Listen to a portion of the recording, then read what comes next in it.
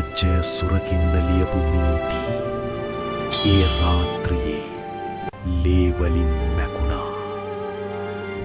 ජොසෝ රාජ්‍ය වංශයේ සිංහාසනයට ළඟම කාමරයක නීතියට වඩා දියුණු වුණේ එක තලයක්. ඒ දවසේ මැරුණේ මිනිහෙක් නෙවෙයි, විශ්වාසයයි.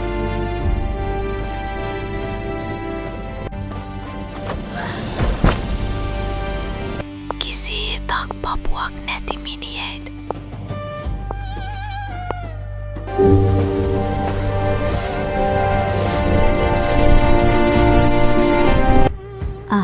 තියෙන ආඩම්බරකම අඩුම මාව නැගිට්ටුවේවත් නෑ. දැන් ටිකක් සුවයක් තියෙනවා. මොකද ජින්සු මේ කොහෙ හරි වැටුණක? ඔව්, එනකොට මොඩෙක් ගැන්ගේ හැප්පුණා. ආඩම්බරකාරයා කියපු විදියට මිනිහකින් දැම්ම නේද? කිසි ඔඩුවාවක් තියන්න බෑ. කෙල්ලෙක්ලු මැරිලා තියෙන්නේ. මිනිහ අදුරගන්න බරිලු නරක් වෙලාලු. ආරංචිද අලුත් කටකතාව.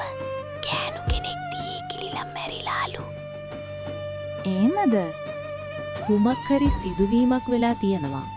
පව් ඒ ළමයි එහෙනම්.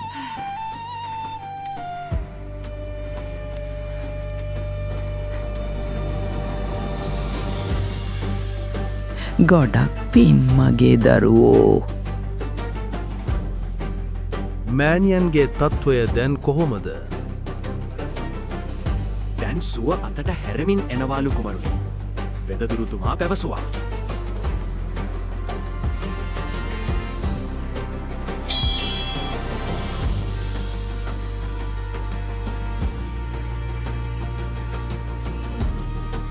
කුමරු සැපත් වෙනවා.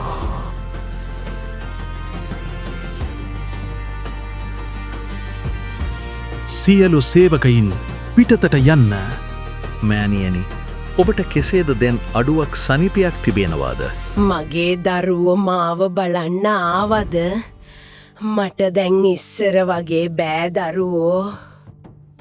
මෑණියනි, බය නොවන්න. මං කොහොම හරි ඔබව සුව කරනවා.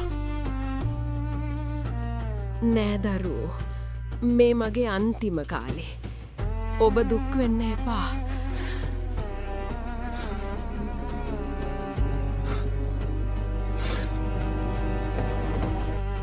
මෑණියන්ගේ තත්ත්වය එච්චර හොඳ නෑ.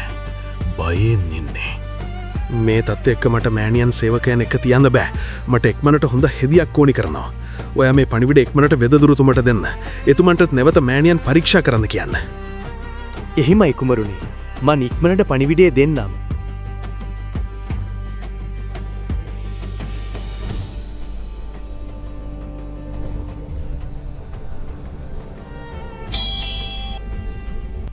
සියලුම දිනාට දැනගැනීමට අද රජමාලිගයෙන් පණිවිඩයක් ආවා. මව්බිසවගේ තත්ත්වය දැන් ටිකක් හොඳ මදි. ඒ නිසා අපේ හෙදියක් මව්බිසවගේ මලිගයට දානවා. අයියෝ මං අදනම් මං වුණා. අහු වුණා. ජින්සු, ඔයා අදත් පරක්කුයි. ඔයා තමා මේ වැඩේ කරන්න ඕනේ. මව්බිසව බලාගන්න එහෙනම්.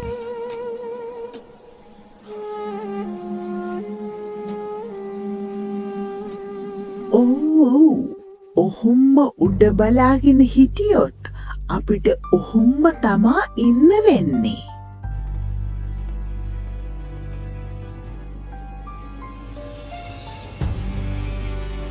කවුද ඔතන? අපසු හැරියෝ.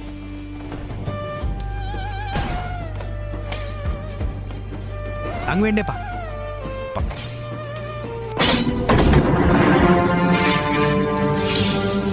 අපේ කාර්ය සම්පූර්ණයි.